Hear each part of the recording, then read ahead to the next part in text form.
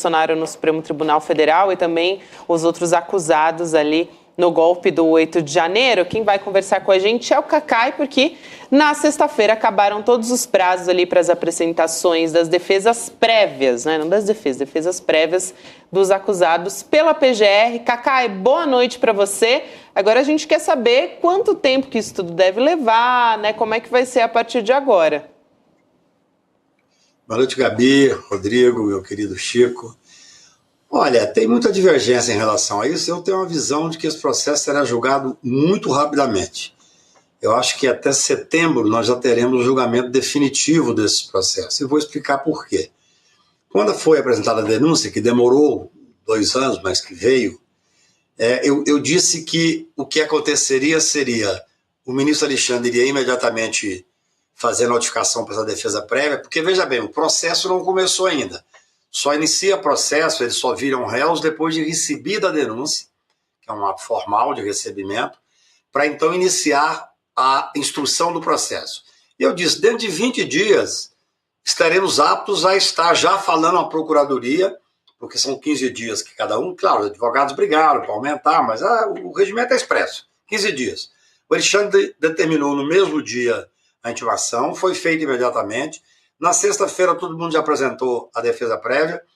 O ministro Alexandre deu 5 dias para o procurador-geral. Ou seja, na segunda-feira que vem, nós já estaremos no momento em que o ministro Alexandre vai pedir para o presidente da turma para colocar em pauta o recebimento da denúncia, que poderá ser feito nessa próxima semana ou na outra. Recebi a denúncia, que no meu ponto de vista será recebida à unanimidade, em uma única sessão. Eu vou dizer por quê, as pessoas têm que entender. Tem muita gente dizendo, deveria ser no plenário. Deveria, eu também acho que deveria, mas agora não dá para ser. Não dá para ser por quê? Porque o regimento desde 2023 diz que o julgamento é pela turma. E nós já temos 381 pessoas condenadas pelas turmas. Não dá para agora pegar um processo e tirar da turma e ir para o plenário. Se os ministros quiserem, eles vão fazer. Vão dar margem a ter vários pedidos de nulidade dos processos que já foram feitos.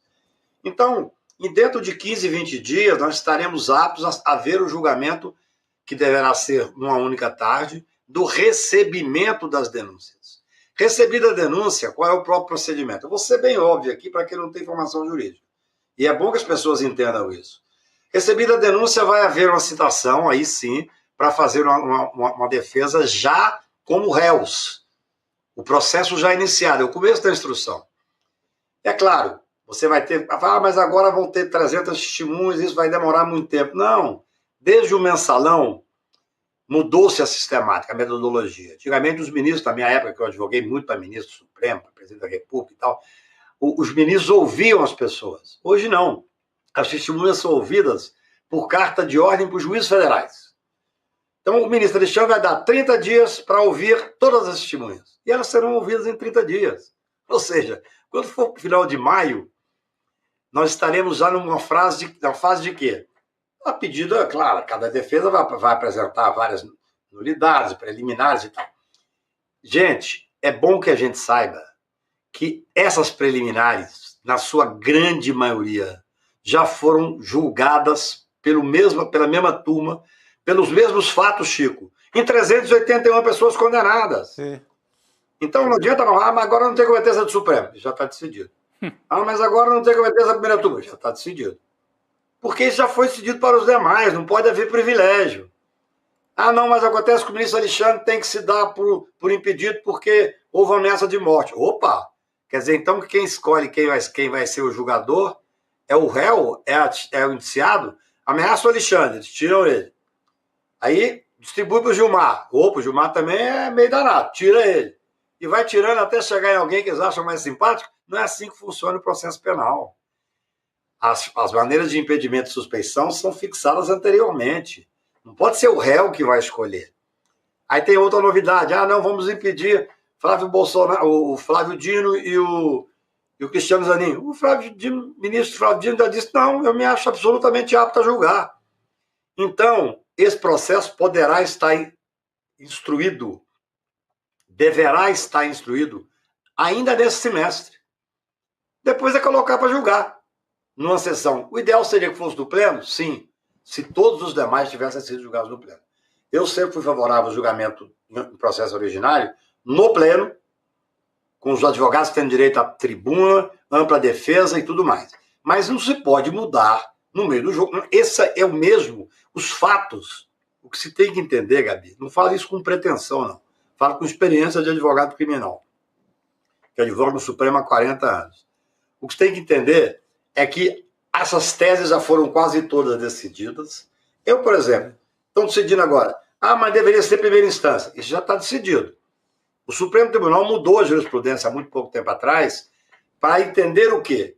Para entender que, mesmo saindo do cargo, o processo continua sendo julgado para aquele tribunal que era o competente à época do cargo. Eu devo registrar que sou contrário ao foro de prerrogativa. Acho que num país republicano não pode haver, sistema republicano não pode haver foro de prerrogativa. Mas em havendo, tem que ter regras. Por exemplo, eu fui advogado de um senador. Ele era julgado, ele era investigado no Supremo Tribunal Federal. Aí ele ganhou o governo do Estado, passou a ser julgado no STJ, o processo foi para o STJ. Aí ficou 8 anos, 8 anos, dois governos de Estado. Aí ele saiu do governo para poder candidatar ao Senado. O processo foi para a primeira instância. Isso aí é um caldo de cultura para prescrição. Sim. Você fica indo de um lugar para o outro. O Supremo tem razão ao dizer o seguinte, olha, é o seguinte, vai ter foro? Por mim só teria foro. Presidente da República, presidente do Senado, presidente do Congresso, presidente do Supremo e procurador-geral da República. Todos os demais, republicanamente julgados por um juiz federal. Apenas, Rodrigo, o que eu defendo, e já escrevi sobre isso, é que as medidas cautelares deveriam ser tomadas não por um juiz, que vai dar a sentença, mas tomadas por um colegiado de 3 ou 5 desembargadores. Para que um menino de 20 e poucos anos de idade, que acabou de pegar o cargo de juiz federal, não prenda um ministro da Fazenda e faça uma balbúrdia do país. Entendeu? Mas assim, existe foro privilegiado? Existe, está na Constituição, tem que cumprir. Existe uma regra no Supremo de que o foro continua mesmo depois do cargo? Existe, tem que cumprir. É assim que funciona. Esse julgamento poderá se dar, e eu acho que vai se dar, ainda com o ministro Luiz Roberto Barroso, presidente do Supremo Tribunal Federal, até setembro. Perfeito. É a previsão aí do Cacá. E depois haveria espaço para alguns recursos, né? Embargos de declaração, depende, né? Se não for por unanimidade, outros embargos ali, pode esticar um pouquinho até o começo do ano que vem, né? Então as penas, talvez, o cumprimento das penas, a execução, como vocês dizem, né, Cacá? Aí talvez ficassem só para o ano que vem, mas você está vários programas já, várias vezes aqui, repetindo essa data, setembro, né? Que você acha que é perfeitamente possível terminar em setembro esse julgamento inicial. Agora, tem outro dado importante, Cacá, que deixa muita gente preocupado. O Hélio Gaspari trouxe na coluna dele nesse final de semana, e é alguém que conhece muito esse meio militar, o meio da tigrada, como ele chama ali, dos torturadores, ou seja, conhece o entorno do Bolsonaro, e ele diz que, assim, ele banca que o Bolsonaro não vai pagar um dia sequer de cadeia no Brasil, porque já existe um plano de pular ali o muro de uma embaixada, como já fez na embaixada da Hungria recentemente. Poderia ir para a embaixada da Argentina, até Estados Unidos mesmo. Exatamente. Eu achei interessante como ele banca. Ele simplesmente não tem a menor dúvida. O que é que você acha, Cacá? Eu estava em Trancoso, então eu não li o Hélio Gaspari. Eu adoro o Hélio Gaspari. Eu prefiro Trancoso. Eu não li, não. Prefiro Trancoso sem o Hélio Gaspari, né? É claro que essa é uma hipótese, né? O pedido de asilo, de asilo político, se ele for explicitado, poderá ser motivo de uma prisão preventiva. Naquele momento, eu acho o seguinte, tem muita gente falando que já deveriam ter prendido o Bolsonaro. Eu sou uma pessoa que, para apoiar a prisão, tem que ser em última análise mesmo, em última raça.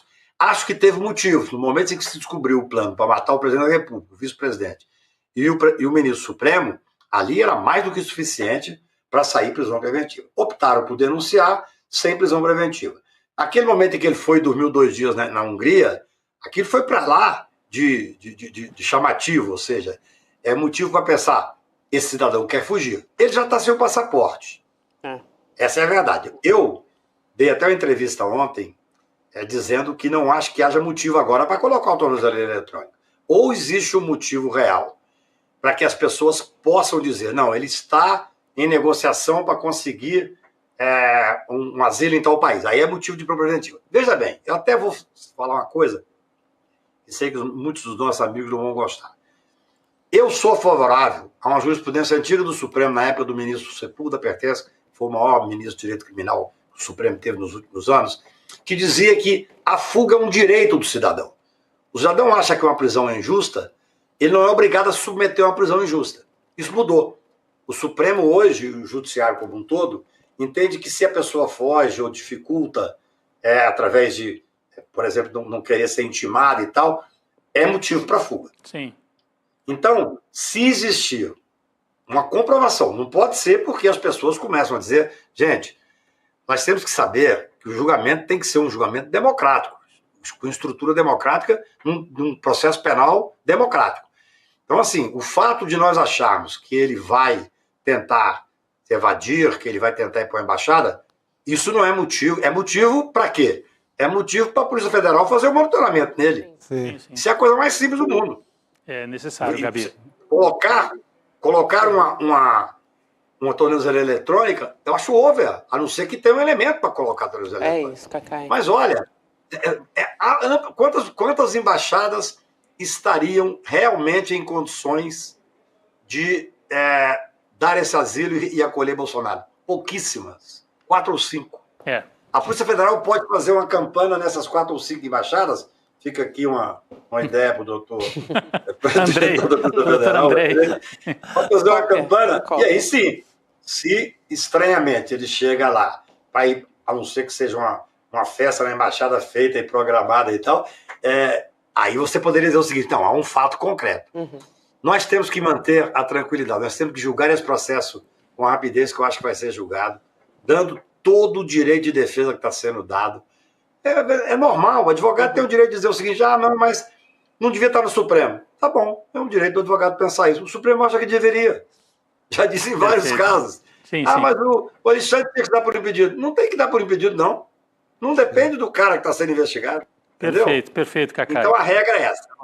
Eu acho que teve momentos em que dava para fazer a prisão, teve. Nesse momento não há um fato novo que justifique. É isso. Obrigado demais, Cacai. Bom demais ter você aqui com a gente. Um abraço e até uma